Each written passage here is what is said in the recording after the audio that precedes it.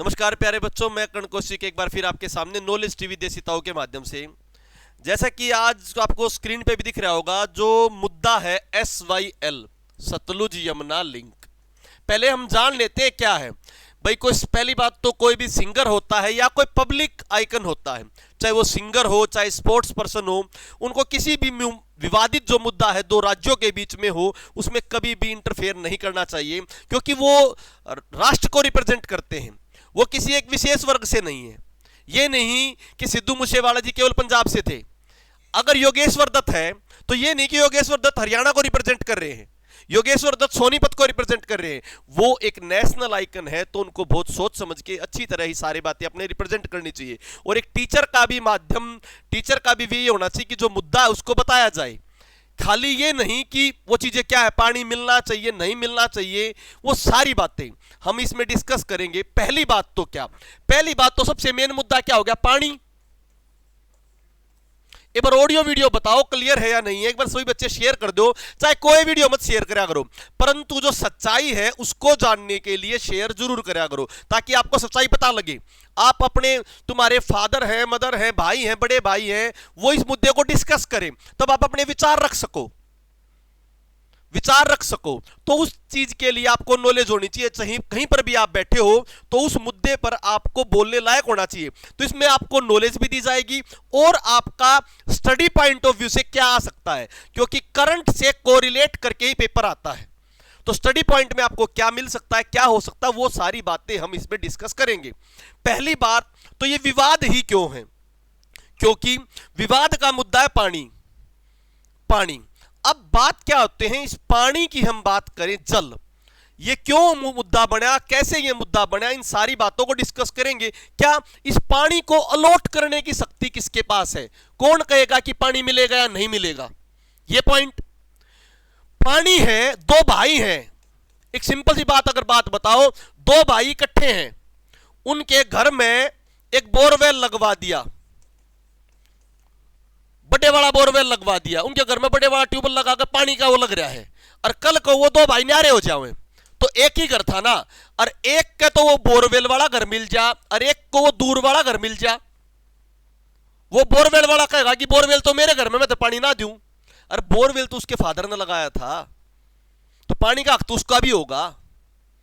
क्या तो मतलब कहने का यह है कि हक किसका बनता है, क्या यह हक हरियाणा डिसाइड कर सकता है, क्या यह हक पंजाब डिसाइड कर सकता है, या और कोई चीज डिसाइड करेगी। सुप्रीम कोर्ट का इसमें क्या रोल रहेगा, राज्य का इसमें क्या रोल रहेगा।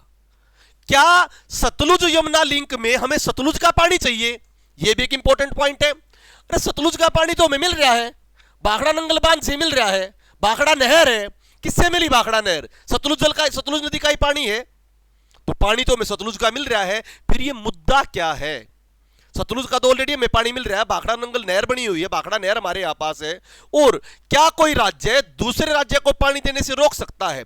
अगर मान लो पंजाब हरियाणा को पानी देने से रोकता है, ध्यान से समझना, पंजाब हरियाणा को पानी देने से रोके, तो कल को सतलुज नदी तो क्या हिमाचल से आ रही है, हिमाचल भी पानी देने के लिए रोक सकता है।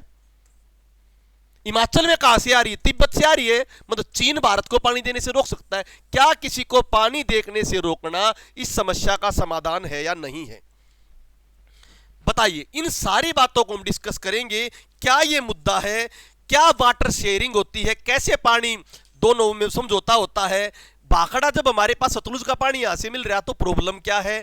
तो इन सारी बातों को डिस्कस करने के लिए मैं आपको वन बाय वन बताता हूं। सबसे पहले तो पहला मुद्दा, जो सतलुज यमुना लिंक में हमें सतलुज नदी का पानी नहीं चाहिए, सतलुज नदी का पानी तो हमारे पास ऑलरेडी आ रहा है। ये पानी जो है रावी और ब्यास नदी का पानी चाहिए। पहले क्वेश्चन का आंसर, रावी और ब्यास नदी का पानी चाहिए, तो पहला आंसर तो क्या हुआ, ये पानी का मुद्दा किस नदी के पानी पाने का है, रावी और ब्यास का।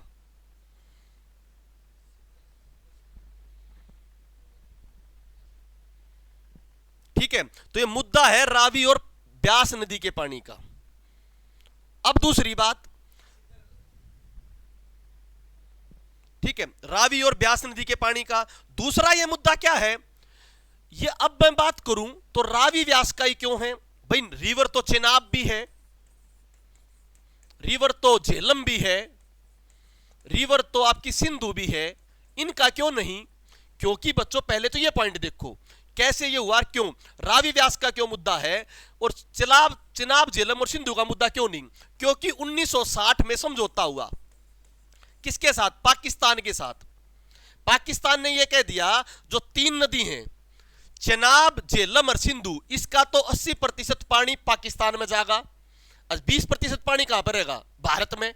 परंतु जो रावी व्यास और सतलुज नदी है इनका जो पानी है इनमें 80% भारत के पास रहेगा और 20% जो पानी है वो मिलेगा पाकिस्तान को।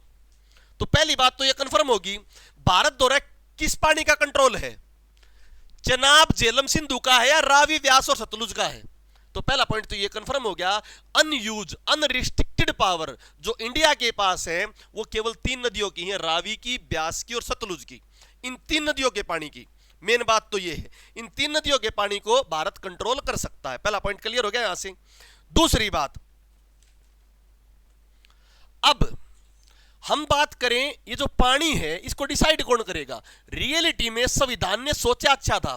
पानी का मतलब क्या है? मान ले मेरे घर में, मेरा घर है, पानी को ये डिसाइड किया water is in state list, पानी जो है वो राज्य सूची में है। राज्य सूची में है तो किसको कानून बनाने का अधिकार है? राज्य सूची के 17 नंबर आइटम पे है पानी। तो पानी के ऊपर अधिकार किसका? इन सारी बातों खोल के बता दे, पानी के ऊपर अधिकार किसका? राज्य सरकार का। राज्य सरकार को भी कानून बनाओगी। परंतु केंद्रीय लिस्ट में, यूनियन लिस्ट की 56वें आर्टिकल पॉइंट में यह कहता है कि पानी को रेगुलेट करने का, कि पानी किस प्रकार क्या होगा, बंटवारा किस प्रकार होगा, वो शक्ति किसके पास है? केंद्रीय सरकार के पास। अब राज्य के पास क्यों दी? मेरा घर है, मेरे घर में मीठा पानी लिकड़ गया तो मेरी जमीन पे लिकड़ा ना, तो उस पर किसका हक होना चाहिए? मेरा हक होना चाहिए। मेरे घर में मीठा पानी निकल गया, पड़ोस के में भाई ट्यूबवेल लगाया, कुछ भी लगाया, खारा पानी निकल गया तो उसको उसका हक नहीं होगा। तो पानी के बारे में यह कहा है कि जमीन जिसकी है उसी का पानी है, जिसका धरातल उसी का पानी है। तो इस आधार पर तो किसका होना चाहिए? सतलुज का पानी, रावी व्यास का पानी पंजाब का। परंतु उस पानी को रेगुलेट करने का, क्योंकि पानी कोई एक जगह नहीं है, कोई झील थोड़ी है भाई, झील में तो पानी इकट्ठा कर लिया तो उसकी पानी झील होगी, परंतु पानी तो बहता चला आ रहा है। इस प्रकार तो हिमाचल प्रदेश कह देगा मेरा पानी है, हिमाचल प्रदेश को चीन कह देगा मेरा पानी है। पानी को स्टेट लिस्ट में रखा, परंतु पानी को रेगुलेट करने की शक्ति कहां पर दी? सेंटर में। अब बात समझिए ध्यान से। फिर सेंटर ने क्या करा? 2 नदियों में 2 स्टेट हैं, 2 स्टेटों में अगर किसी बात का विवाद हो जाए, ध्यान से समझना, 2 स्टेटों में कोई विवाद हो जाए तो 2 स्टेटों का विवाद कहां पर जाएगा? सुप्रीम कोर्ट में। परंतु सरकार ने, केंद्रीय सरकार ने क्या कहा? पानी राज्यों का विषय है। किसका विषय है? तो हाईकोर्ट पर जाना चाहिए था, परंतु बोला वो जो पानी है, जल है, वो एक राज्य की बजाय 2 राज्यों में बह रहा है। तो उन्होंने ये कह दिया जो ये 2 स्टेट के लिए अगर किसी में पानी की प्रॉब्लम आ जाए तो 1956 में कानून बना दिया, inter state river dispute act,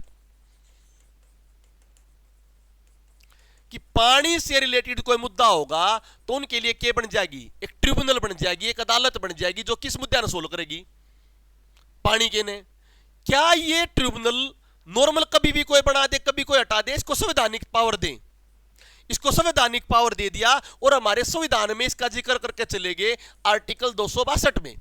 article 262 में यह कह दिया कि पानी का कोई मुद्दा होगा उसको सुलझाने के लिए पार्लियामेंट उत्तरदायी होगी। कौन उत्तरदायी होगी? पार्लियामेंट, संसद। तो राज्य उत्तरदायी होया सुलझाने के लिए या केंद्र उत्तरदायी होया? केंद्र, संसद उत्तरदायी हुई। पानी के मुद्दे को समझाने के लिए संसद उत्तरदायी हुई और संसद ने बना दिया inter state river water dispute act. दो जो राज्यों में पानी वानी जाएगा या वो 2 राज्यों से पानी शेयर करना है या नदी बह रही है उसके ऊपर बांध बनाना है, कुछ भी करना है, वो मुद्दा पार्लियामेंट सोल्व करेगी। और पार्लियामेंट ने मुद्दा सोल्व करने के लिए क्या बना दी? Inter state river water dispute act बना दी भाई। अब बात क्या हुई? जो inter state river water dispute act बना दिया, अब इसमें ये सोल्व नहीं कर पाओ, क्या ये जो डिसीजन देगा वो बाइंडिंग इन नेचर है? क्या मानना पड़ेगा? अब बात इंपॉर्टेंट आ गई। जो ये डिसीजन देगा भाई यो कहेगा मैं बनाया क्यों, मुझे कानूनी शक्ति से बनाया, कानूनी शक्ति से बनाया यार, संवैधानिक शक्ति से बनाया 262 के अंतर्गत, तो मेरा डिसीजन मानना होगा। मेरे डिसीजन पे हाई कोर्ट, सुप्रीम कोर्ट कोई कुछ भी नहीं कर सकता। इसका फैसला क्या होगा, बाइंडिंग इन नेचर। परंतु पार्लियामेंट ने क्लोज रख दिया कि पार्लियामेंट ने एक बात कह दी संसद ने कि मुद्दे बहुत सेंसिटिव होते हैं। कई बार जो inter state river dispute act वाले बंदे हैं, चेयरमैन है, मेंबर हैं, उनमें इतनी पावर ना हो, इतनी समझ ना हो कि वो मुद्दे को उसी तरह सोल्व कर सके, या दोनों राज्य सेटिस्फाई ना हो, दोनों राज्य ना हो, तो उस कंडीशन में संसद जो है, पार्लियामेंट जो है, इस मुद्दे को किसके पास भेज सकती है, कि सुप्रीम कोर्ट की पावर है क्या इसको मुद्दे को ले ले, नहीं, सुप्रीम कोर्ट की पावर नहीं है, परंतु संसद किसी मुद्दे को सुप्रीम कोर्ट में भेज, बात समझ में आ गई नहीं आ गई, ना चाहो तो अकेले भी सोल्व कर सके। मोदी की सरकार आ रही थी, कांग्रेस वहां पे थी, तो मोदी साहब सोल्व कर सके थे क्योंकि सेंट्रल गवर्नमेंट थी। परंतु जब कोई मुद्दा सेंसिटिव हो जावे तो किसके पास भी भेज सकते हैं, क्योंकि सुप्रीम कोर्ट को तो राज्य को प्रताड़ित या राज्य को पनिशमेंट देने का अधिकार भी है।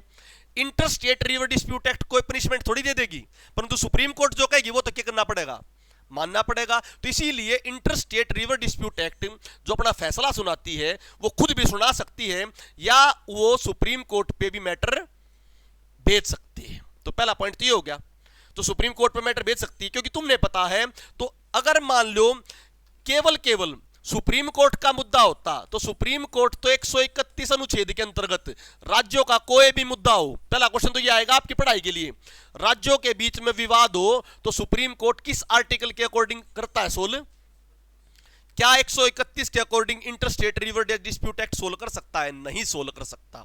पहला क्वेश्चन आपकी पढ़ाई से रिलेटेड ये बनेगा, 131 के अकॉर्डिंग वो मुद्दे को सोल्व नहीं कर सकता सुप्रीम कोर्ट, नहीं कर, क्योंकि इसमें वो इंटरफेयर नहीं कर सकता, क्योंकि वो अलग कार्य के लिए बनाएगी। हम कह देंगे मैं बनाया क्यों, तो सोल्व नहीं कर सकता।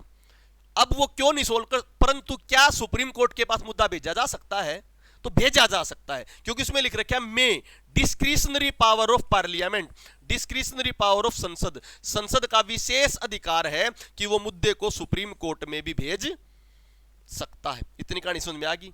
तो अभी तक क्या क्या समझ में आया, पहला मुद्दा तो ये समझ में आया कि पानी किसके अंडर है, पानी है किसके अंडर, राज्य के अंडर, स्टेट लिस्ट के अंतर्गत, तो उस पर सारे कानून कौन बना सके, राज्य सरकार।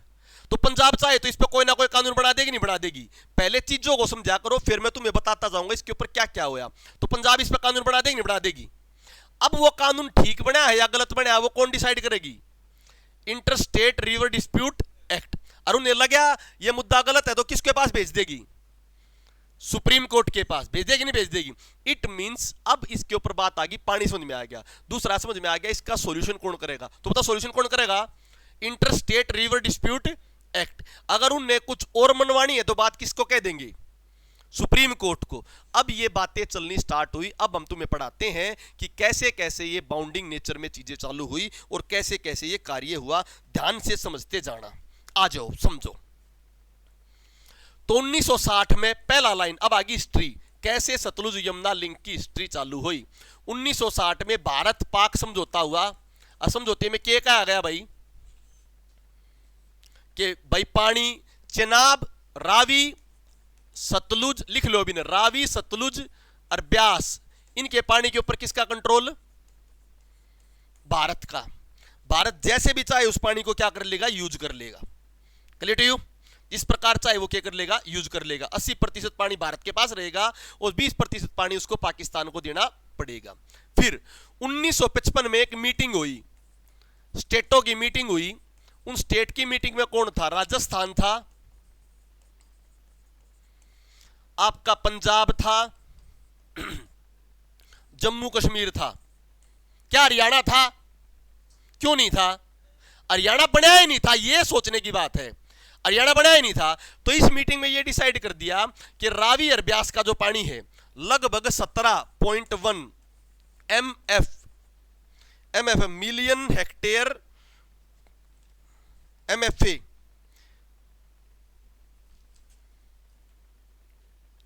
Most favoured nation, MFA, million fit है, मिलियन फिट, मिलियन एकड़ फिट, मिलियन MAF, मिलियन एकड़ फिट, मिलियन एकड़ फिट, इतना पानी।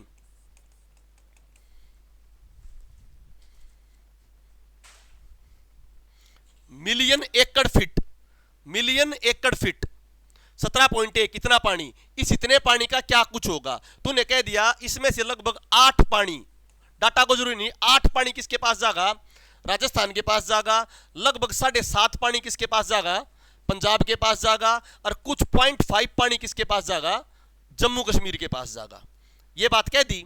तो एक बात बताओ, जो रावी ब्यास के पानी को पहले ही कह दिया था कि राजस्थान के पास जाएगा, पंजाब के पास जाएगा, जब राजस्थान को दे दिया था तो आज हरियाणा को देने में क्या दिक्कत है? रावी ब्यास के पानी को कहां कहां पर ये जाएगा? तो इन्होंने क्या कर दिया बच्चों, फिर इसमें अब पानी जाए कैसे? ये यमुना नदी, यमुना नदी किसके साथ सीमा बना रही है? यूपी के साथ। लो मैप ले लेता हूं, मैप से तुम्हें और क्लियर हो जाएगा। मैप कहां पे सर? वो किस फोल्डर में डाल दिया मैप?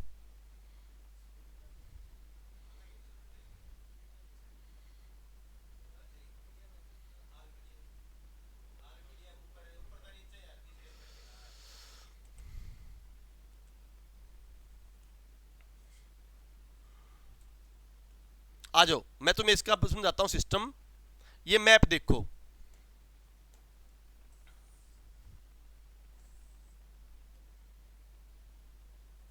देखो या जो यमुना नदी है, या मैं रेड कलर से दिखा रहा हूं, या यमुना नदी यहां से निकली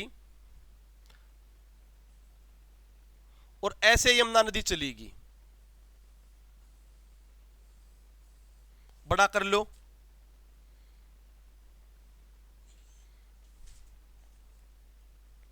या यमुना नदी ऐसे निकल गई, निकल गई यमुना नदी। अब मैं दिखा रहा हूं सतलुज नदी, या सतलुज नदी भाई तिब्बत से सिपकिला दर्रे से ऐसे, या व्यास नदी, ठीक है, या रावी नदी। अब बात क्या होगी, ये जो पानी है यहां से वो नहर बनाने की कह रहे हैं। इसको मैं अलग कलर से दिखा देता हूं, ब्लैक कलर से देख लो।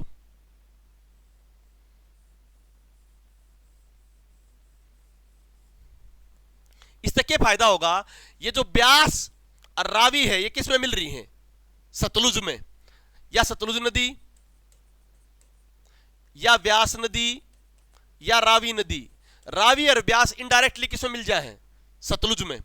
सतलुज के ऊपर तो नहर बना के, भाखड़ा नहर अपने हरियाणा में भी है, इंदिरा गांधी नहर राजस्थान में भी है, परंतु सतलुज नदी में किसका और पानी है?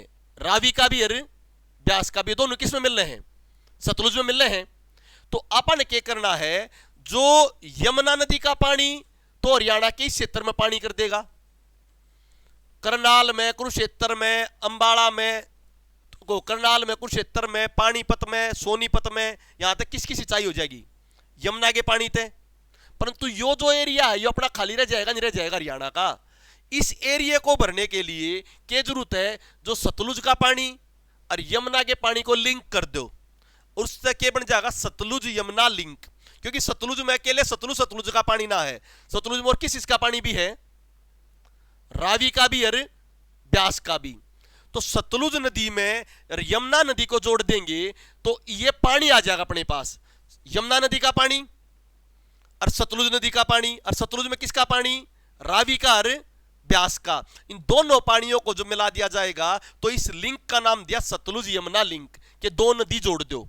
उस लिंक को जोड़ने के लिए, ये लिंक जो जोड़ने की बात कही, इसमें 214 किलोमीटर की लिंक बनाने की बात करी, और 92 किलोमीटर कौन बना होगा? हरियाणा। और बच्चा और कितना? 112 किलोमीटर कौन बना होगा? पंजाब। पहले 1955 में मीटिंग होगी कि भाई पानी सब में दिया जाएगा।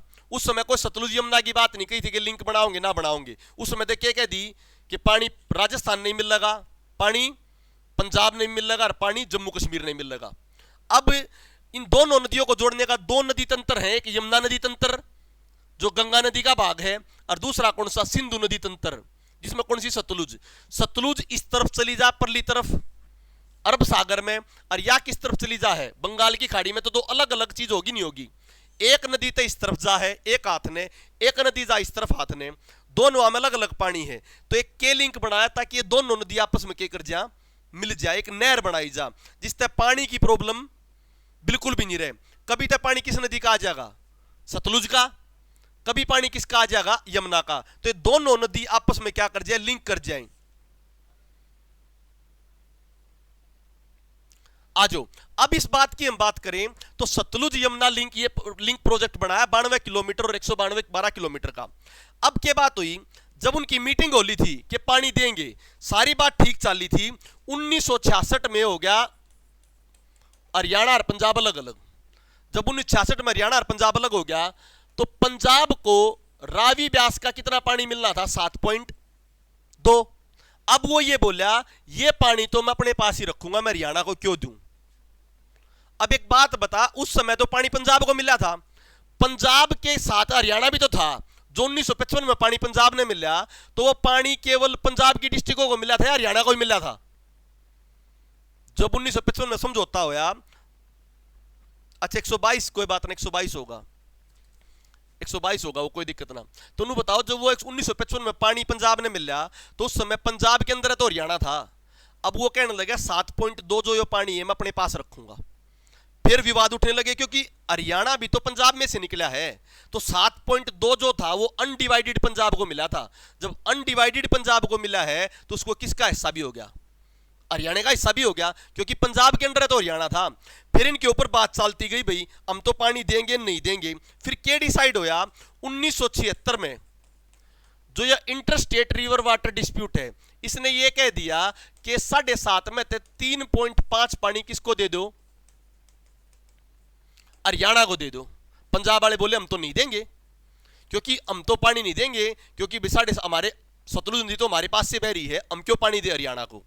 हरियाणा वाले ने ये कहा क्योंकि भाई पानी जो मिला था वो अनडिवाइडेड पंजाब को मिला था। अनडिवाइडेड पंजाब में पंजाब की डिस्ट्रिक्ट भी थी और आज जो हरियाणा बन रहा है उसकी डिस्ट्रिक्ट भी है, पानी तो देना पड़ेगा। इन्हें मना कर दिया। फिर क्या होया, 1981 में एग्रीमेंट होया। उस एग्रीमेंट में क्या कह दिया, उस एग्रीमेंट में यह मान लिया गया कि भाई पानी सबको मिलेगा, पानी राजस्थान को भी मिलेगा, पानी हरियाणा को भी मिलेगा, पानी पंजाब को भी मिलेगा। और 2 साल के अंदर, कितने साल के अंदर, 2 साल के अंदर सतलुज यमुना लिंक बन जाना चाहिए। यमुना और सतलुज के पानी को जोड़ देना चाहिए 2 साल के अंदर। 2 साल के अंदर क्या कर दो भाई, सतलुज और यमुना के पानी ने जोड़ दो, यह बात कह दी। 1982 में इंदिरा गांधी मौज मारी थी। इंदिरा गांधी ने क्या कर दिया, कपूरी विलेज में इनॉग्रेशन कर दिया कि भाई सतलुज यमुना नदी का लिंक बनेगा और कपूरी विलेज पंजाब तो लिंक बनाना चालू होगा। पंजाब अपने बाटे का 122 किलोमीटर की नहर खोदेगा और हरियाणा अपने बाटे कितने किलोमीटर की नहर खोदेगा, 92 किलोमीटर की। पंजाब वाले ने ठा लिए फरसे जेली, हम तो पानी का टपका ना दिया, हम तो कुछ भी नहीं करा। तो पंजाब वाले हो गए एक्टिव, भाई हम कुछ भी नहीं करांगे। वहां पर प्रोटेस्ट हुए, बहुत सारी मौतें भी हुई, बहुत सारी चीजें प्रॉब्लम हुई। पंजाब पानी दे के हरियाणा को खुश नहीं था। तो इसके बाद क्या होया, फिर इंदिरा गांधी भी 1984 में और ज्यादा पंगा हो गया। 1984 में इंदिरा गांधी मारी गई, सिख दंगे और भड़क गए। तो इस मुद्दे को थोड़ा शांत कर दिया गया, क्योंकि सिख जो है पहले ही भड़के हुए हैं, पंजाब जो सरकार थी पहले ही भड़की हुई थी। तो 1984 में इंदिरा गांधी के मरने के बाद मुद्दा शांत करा। फिर 1985 में जो अकाली दल मेन दल था, उनका लीडर था लोंगेवाला, और अपने यहां से इंडिया की तरफ से कौन बच्चों, मतलब इंडिया दोनों ही थी, मतलब कांग्रेस की तरफ से कौन थे, राजीव गांधी। राजीव गांधी में और लोंगेवाला में समझौता हो गया। क्या समझौता हो गया कि भाई इंदिरा गांधी ने जो इनॉग्रेशन करवाई थी वो नहर बनावांगे। तो नहर बनने की बात कंफर्म मान ली कि 1985 में नहर बनेगी भाई, और सब ने के मिल लगा, पानी मिल लगा। फिर इसके बीच में 1985 में लोंगेवाला का समझौता होने के बाद 1987 में यह कह दिया भाई पानी दो। जो रिवर डिस्प्यूट एक्ट बना था उसने भी कह दिया पानी दो। परंतु फिर पंजाब के मन में क्या आई, पंजाब ने 2004 में पंजाब टर्मिनेशन एक्ट पास कर दिया। 2004 में Punjab termination natural river act. ये बोला क्योंकि जो वाटर है, मैंने बताया था ना वाटर किस सूची के अंतर्गत, वाटर की सूची के अंतर्गत राज्य सूची का विषय था ना वाटर। तो पंजाब ने एक बिल पास कर दिया कि पंजाब अपना पानी किसी को नहीं देगा, क्योंकि वो राज्य सूची के अंतर्गत है। पंजाब अपने भूमि में किसी प्रकार की खुदाई नहीं करेगा। क्यों कर पाया ये बिल को पास, क्यों कर पाया बिल को पास ये? क्योंकि बिल किसके अंदर आता है? भूमि का और पानी का बिल किसके अंतर्गत आता है? किसके अंतर्गत आता है भूमि और पानी का बिल? राज्य सूची के अंतर्गत आता है। इसीलिए उसने क्या कर दिया, बिल पास कर दिया 2004 में कि भाई और पंजाब किसी प्रकार की खुदाई नहीं करेगा, ना कोई पानी देगा। ये मुद्दा हो गया। फिर क्या करा, inter state river water dispute act ने, जिसने 1987 में कह दी थी कि पानी बंटना चाहिए, उसने मैटर सुप्रीम कोर्ट को दे दिया। सुप्रीम कोर्ट को किस प्रकार दिया, उसने मैटर केंद्रीय सरकार के पास भेजा और केंद्रीय सरकार ने 143 अनुच्छेद के अंतर्गत बता रखा है मैंने। 143 अनुच्छेद क्या होता है कि राष्ट्रपति महोदय किसी नेशनल इंपोर्टेंस के मुद्दे पर, क्या बोला मैं, राष्ट्रपति महोदय नेशनल इंपोर्टेंस के मुद्दे पर किससे राय मांग सकता है? सुप्रीम कोर्ट के मुख्य न्यायाधीश से राय मांग सकता है। उसने राय मांगी, सर एक बात बताओ, राज्य सूची का विषय है पानी और पंजाब सरकार ने कानून बना दिया कि वो अपने यहां पर कोई खुदाई नहीं करेगा। वो बोला क्यों बना दिया? क्योंकि पानी और भूमि राज्य सूची का विषय है। फिर बोले विवाद क्या है? वो बोले inter state river water dispute act, जो दो राज्यों के बीच में विवाद हो, उसने ये कह रखा है कि नहर की खुदाई होनी चाहिए और दोनों जगह पानी जाना चाहिए। सिर्फ मुद्दा आ गया, अब राष्ट्रपति महोदय आपके पास इसकी राय जानना चाहते हैं। तो सुप्रीम कोर्ट ने कहा कि जब inter state river dispute act ने, जो एक संवैधानिक बॉडी है 262 के अंतर्गत, inter state river dispute act जो एक संवैधानिक बॉडी है, उसने अगर फैसला दिया है तो उस फैसले के खिलाफ राज्य सरकार कानून नहीं बना सकती। तो उन्होंने पंजाब वाला का कानून क्या कर दिया, नल एंड वॉइड। जो 2004 में पंजाब ने क्या बनाया था, कानून बनाया था, उस कानून को क्या कर दिया, नल एंड वॉइड, कोई नहीं भाई। क्यों?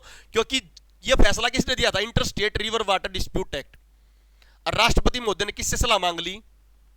क्योंकि दो पंगे हो गए ना, जो inter state river dispute act है, जो नदियों की प्रॉब्लम सोल्व करे, वो तो कहे नहर बनेगी, और परंतु नहर जो बनानी है, जो जल है, वो राज्य सूची का विषय है।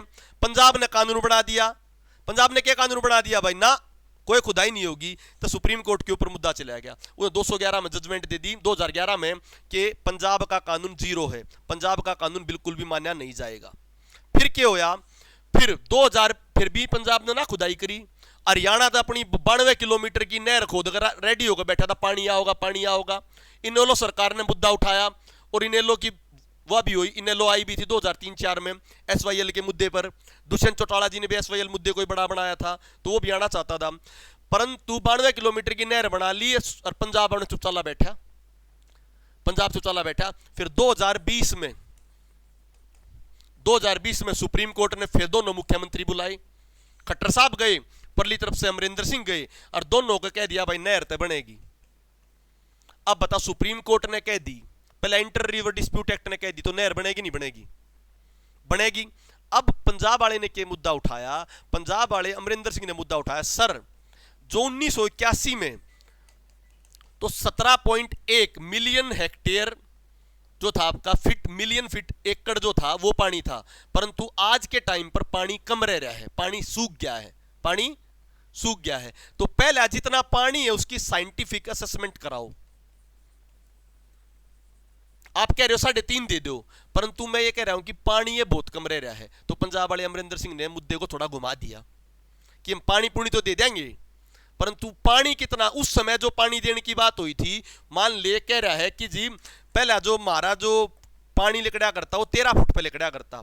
जिस समय मुद्दा होया था 16 भाई इतना पानी दे देंगे, उस समय 13 फुट का खर्चा था। मान लो एक ट्यूबवेल लगाने में खर्चा हुए भाई, वो 5000 की डन होगी, 5000 की डन हुई थी 13 फुट पे पानी काटने की।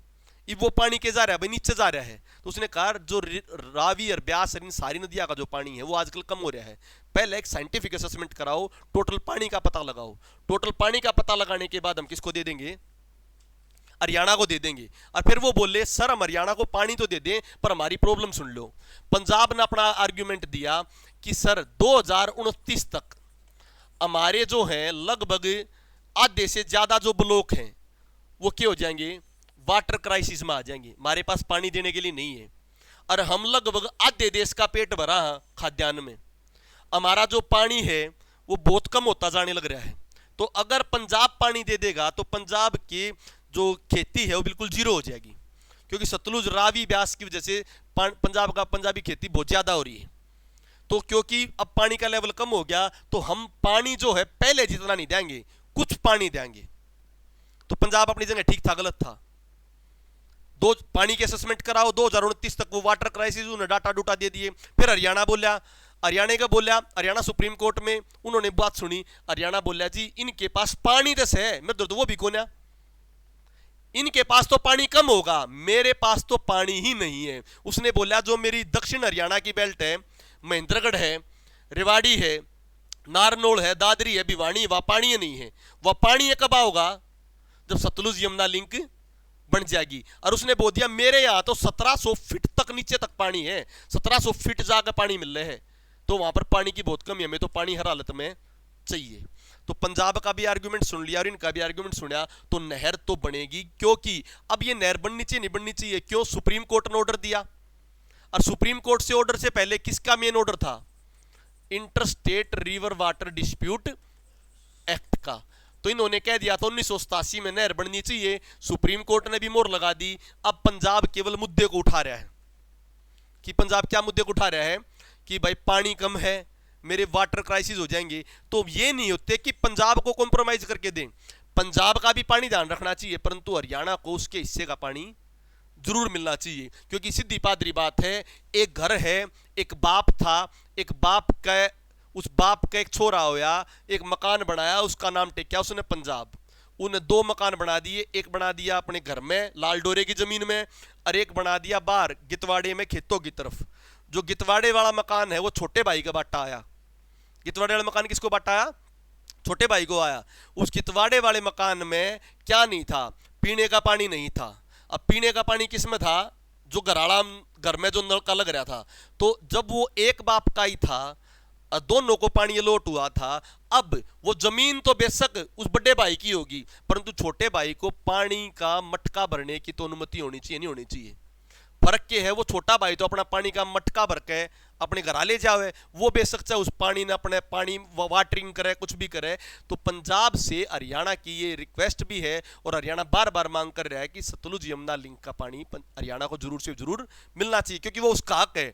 क्योंकि वो पंजाब को लौट नहीं हुआ था, वो अनडिवाइडेड पंजाब को लौट हुआ था। किसको लौट हुआ था, 1955 में जो पानी लौट हुआ वो अनडिवाइडेड पंजाब को लौट हुआ था, पंजाब को नहीं। अनडिवाइडेड पंजाब का मतलब है पंजाब भी था और हरियाणा भी था। और ये सबसे मुश्किल विषय क्या है इस पॉइंट में, क्योंकि वाटर किस लिस्ट के अंतर्गत है, राज्य सूची के अंतर्गत। और बच्चों एक ट्विटर अभियान और चला हुआ है हरियाणा में, ट्विटर अभियान है कि हरियाणा में जो सीईटी का पेपर है बच्चों वो क्वालिफाई नेचर का होना चाहिए।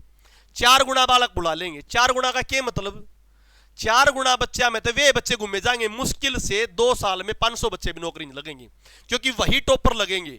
वही बच्चा तो ग्राम पंचायत सचिव का क्लियर कर पाएगा, वही एक्साइज इंस्पेक्टर का क्लियर कर पाएगा, वही फूड इंस्पेक्टर का, वे बच्चे लगेंगे। तो एक बच्चा 10 टेस्ट क्वालिफाई कर देगा तो ज्वाइन तो एक क्या करेगा। और तुम एक सच्चाई बता दूं, वे बच्चे क्वालिफाई करेंगे जो ऑलरेडी नौकरी लाग रही हैं। को सेंटर में नौकरी लाग रहा है, को कहीं नौकरी लाग रहा है। और दूसरा, बगैर 5 नंबर के उनका भी चांस नहीं है।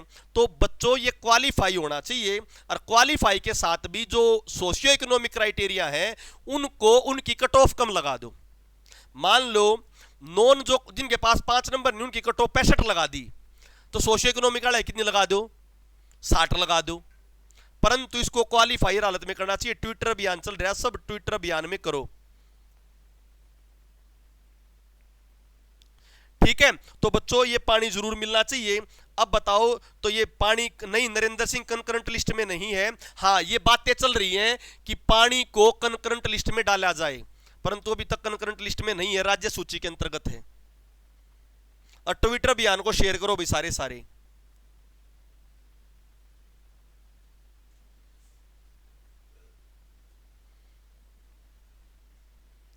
ठीक है, एक बार बताओ मुद्दा सबको क्लियर हो गया? बिल्कुल सबको सारा मुद्दा क्लियर हो गया नहीं हो गया कि क्यों विवाद उठा, क्यों पानी जाना चाहिए, क्या सिस्टम था?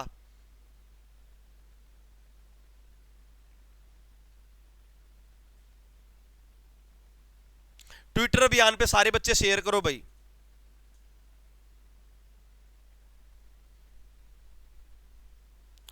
ट्विटर अभियान को शेयर करो, सारे बच्चे ट्वीट करो। तो हम ये नहीं कहते कि पंजाब का हकना है, पंजाब तो बड़ा भाई है, बिल्कुल हक है, परंतु बड़े भाई को छोटे भाई को भी पानी देना चाहिए, ये मोरल है। अदरवाइज कानूनी लड़ाई लड़के लेगा भाई, बाप की उसमें तो बेटे का हक से बड़ा भाई प्यार दे देगा और बढ़िया ना, कानून किस बात के लिए? तो कानूनी मुद्दा बिल्कुल सोल्व होगा और कानूनी मुद्दे से ही उन्हें हक मिलेगा, कानूनी मुद्दे से ही हक मिलेगा। ठीक है बच्चों, और ट्विटर अभियान में ज्यादा से ज्यादा पार्टिसिपेट करो। सही बच्चों को धन्यवाद भाई, ये इंपॉर्टेंट टॉपिक था जो आपने सुना ध्यान से। टॉपिक क्लियर हो गया नहीं हो गया? एक बार जल्दी मैसेज करो, टॉपिक क्लियर हो गया नहीं हो गया? एक बार जल्दी मैसेज करो, टॉपिक क्लियर होगा, हुआ या नहीं हुआ?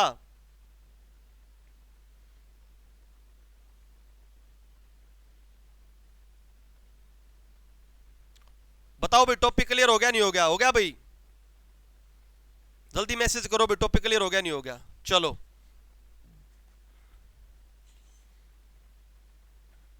तो ये बात याद रखो। पहली बात तो क्या सुप्रीम कोर्ट इंटरफेयर कर सकता? नहीं। संसद चाहेगी तो सुप्रीम कोर्ट को मैटर भेज सकती है। राष्ट्रपति महोदय ने 143 अनुच्छेद के अंतर्गत सलाह मांगी थी, क्योंकि 143 अनुच्छेद के अंतर्गत राष्ट्रपति महोदय किसी इंपोर्टेंस मुद्दे पर राष्ट्रपति महोदय से सलाह, सुप्रीम कोर्ट के मुख्य न्यायाधीश से सलाह मांग सकता है। सलाह मांगोगे, देंगे।